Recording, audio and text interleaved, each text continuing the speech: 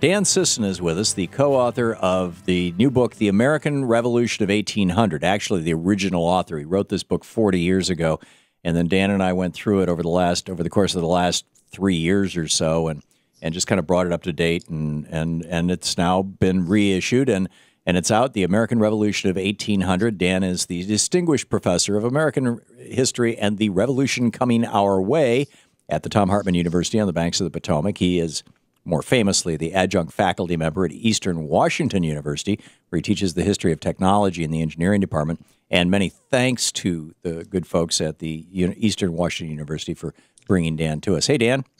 How you doing, Tom? I'm well. Welcome back.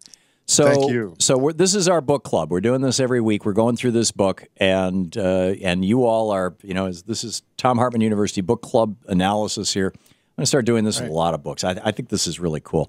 So we're up to chapter 6, Dan. That's right. And refresh my memory. What was the title of chapter 6? Well, it's the Kentucky and Virginia resolutions, and it's the attacks against the First Amendment. Okay. So first of all, taxes, T-A-X-E-S, were a big part of the public's attitude toward revolution in our colonial history.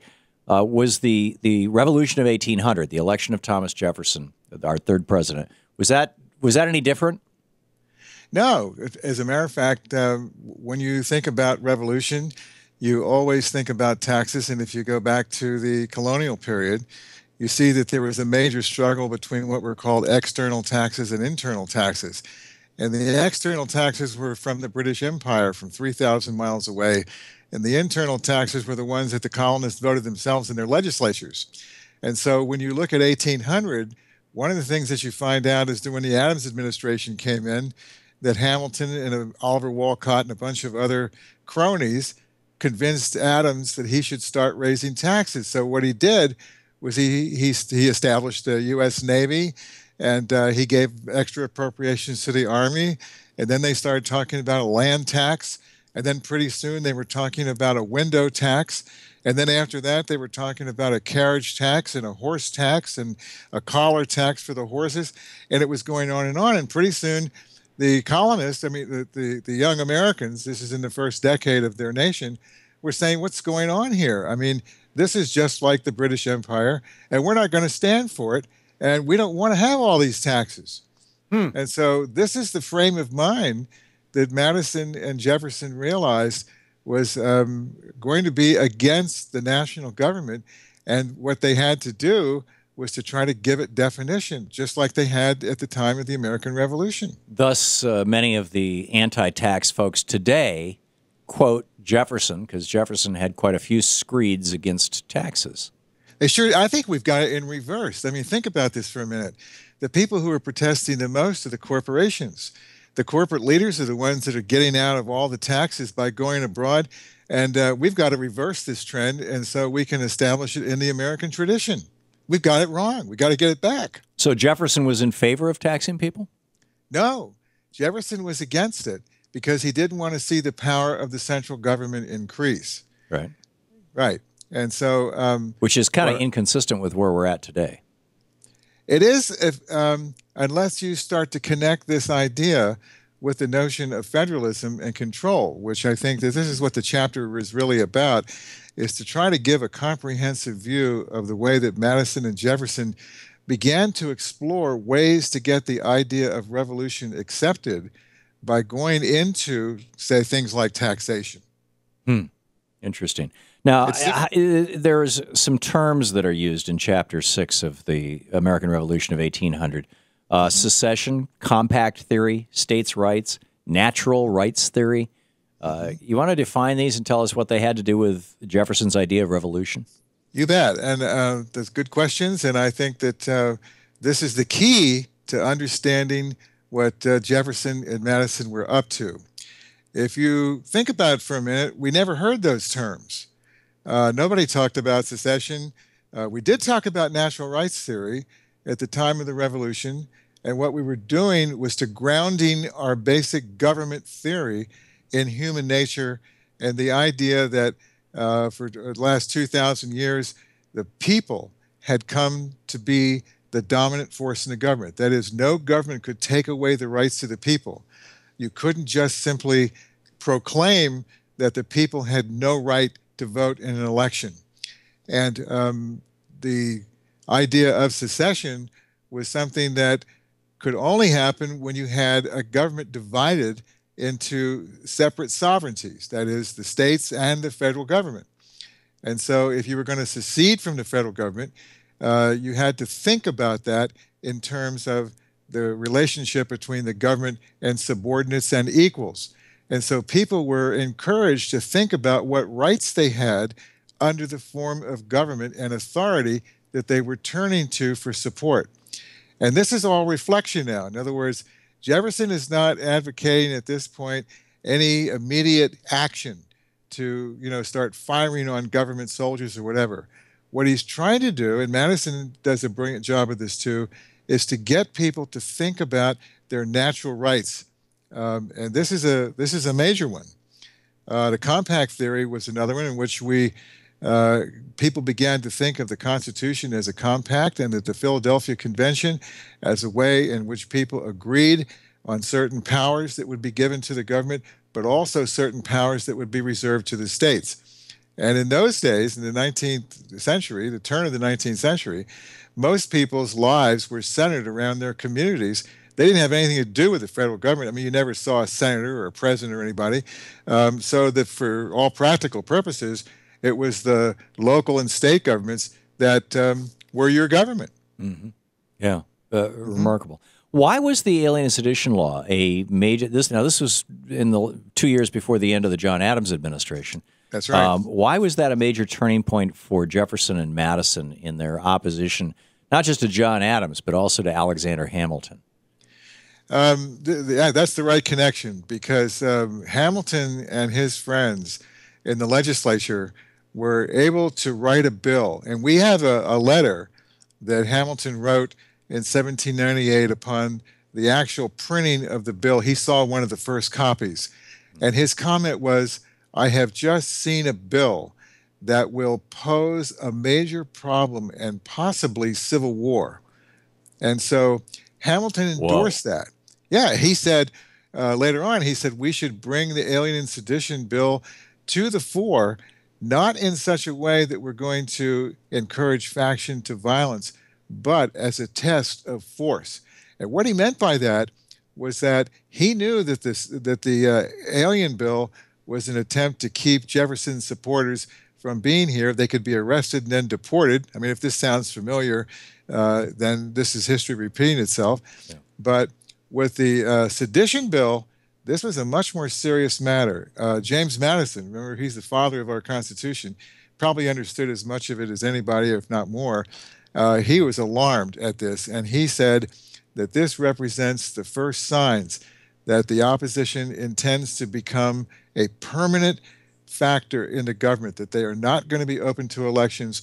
He knew that Hamilton was waiting in the wings to be able to put himself in a position to be the general in charge, and they were worried about the drift toward the So British. Hamilton and Adams were basically raising a kingdom within the United States. That was the major fear. Yeah, remarkable. Dan Sisson is with us. He's the author of The American Revolution of 1800, a new book. He is Distinguished Professor of American History and the Revolution Coming Our Way here at the Thom Hartmann University on the banks of the Potomac. He's also an adjunct faculty member at Washington University, where he teaches the history of technology in the engineering department. We'll be back with Dan right after this. This is the Thom Hartmann Program. And at the bottom of the hour, we will be picking up your calls and getting back to, everything from the Confederate flag to torture. Stick around.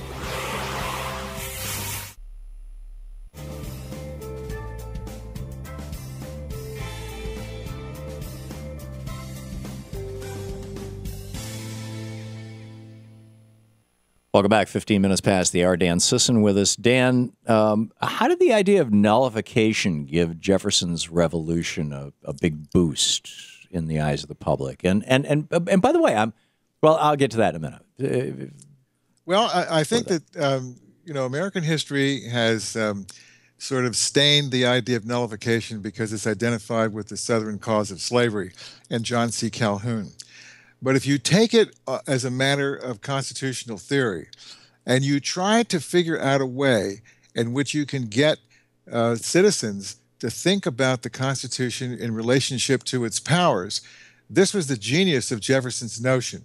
Nullification implies that you have the ability to nullify a law at a level of government. So if you have a federal level and you also have a state level, and they're passing two different laws, if the law at the federal level turns out to be obnoxious, such as excessive taxation, then you can choose simply to ignore it. And if you think about it in terms of our citizenry and their objections, say, to a rising gasoline tax or a tax on roads or something, it may be in their interest to do this, but they don't want to pay that tax. And so you empower them to think about what role the government should play. And if, you look around us today in the 21st century, and one of the things we find out, there's this appalling lack of ignorance about the Constitution, about the way that that document conveys powers to the state and the residual powers to the people. And we don't teach enough of this stuff in the class. I mean, you're the one who said there's only 9 states that are teaching civics in the nation. Or that require it to graduate from high school, yeah. Yeah. And so we need to get people thinking about the Constitution and what powers it gives and where they're located and how they're used. And this, I think, is one of the geniuses of Jefferson's suggestion. It was too bad and unfortunate in later American history that the term was sullied, by slavery and the slaveholders. Well, even post-slavery, you've got people now in the militia movements using the word nullification. Do they mean something fundamentally different than Jefferson did? They may. They talk about, like, the governor of Texas declared he wanted Texas to secede. That's the extreme version of nullification. Right. I don't hear too much, sensible, rational talk from the people who are using that term. Like, say, the Cliven episode. In the BLM. Bunny, yeah. Right. And it's a matter of force. And it seems to me that there are ways, like, say, the Virginia and Kentucky resolutions, that they need to educate a larger body of people until they become a majority under our constitutional system. And that's the challenge. And I think for Madison and Jefferson in 1798, 1799, this is exactly how they saw it. They said, we got to get people interested, excited, and in motion about defending their rights. Yeah. And so what better way than to say, from a constitutional point of view, you have rights and you've got to be aware of them and you've got to be able to articulate them and know deep down that they can't be taken away. And so here we see, people being denied the right to vote in our country by the millions. Yeah, there you go. We're talking with Dan Sisson, the author of The American Revolution of 1800. We'll be right back.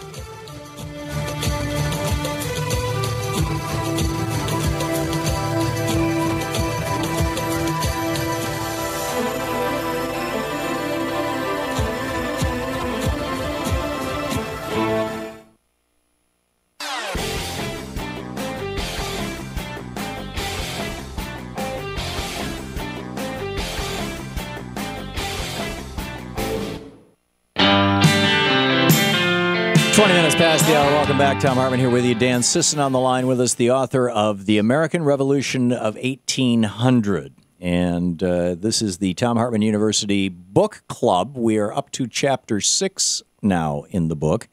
And Dan, before we continue with the details of Chapter 6 in this book, you're quite the scholar of early American history and certainly the era around 1800. What would Thomas Jefferson, James Madison, for that matter, John Adams and Alexander Hamilton, what would they have thought about this torture report that just came out from the Senate Intelligence Committee?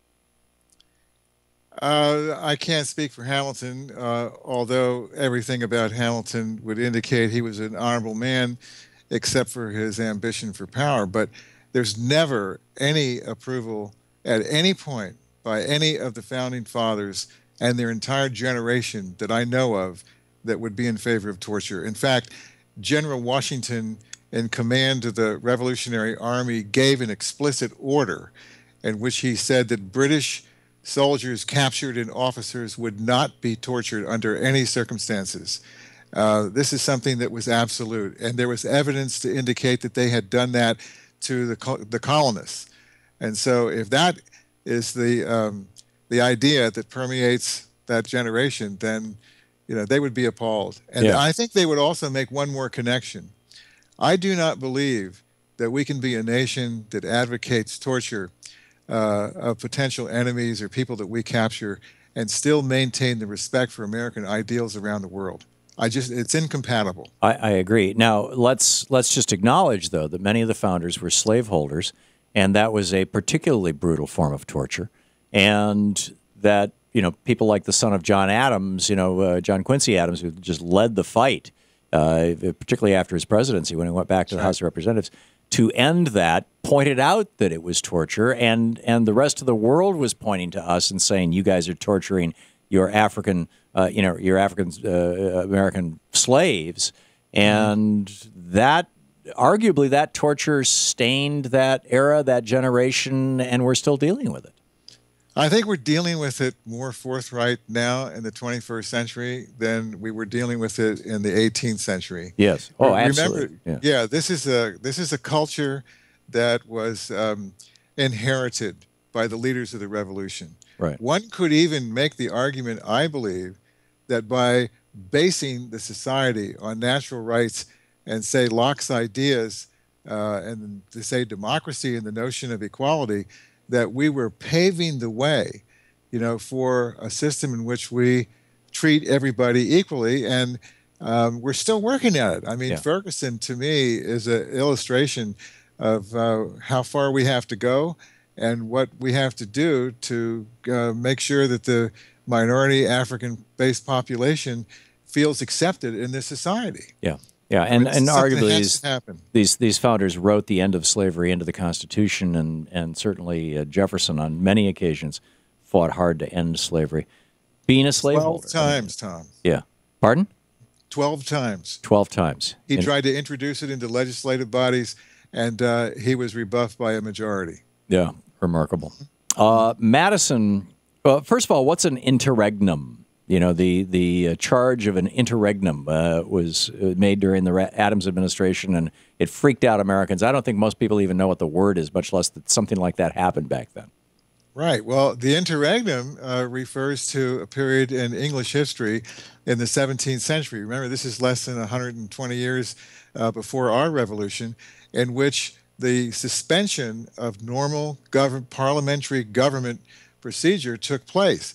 And Cromwell came in with his army into the parliament chambers and with a regiment of troops and said, "Get rid of that silly bauble and all these people in here." And they were chased out at the point of bayonets.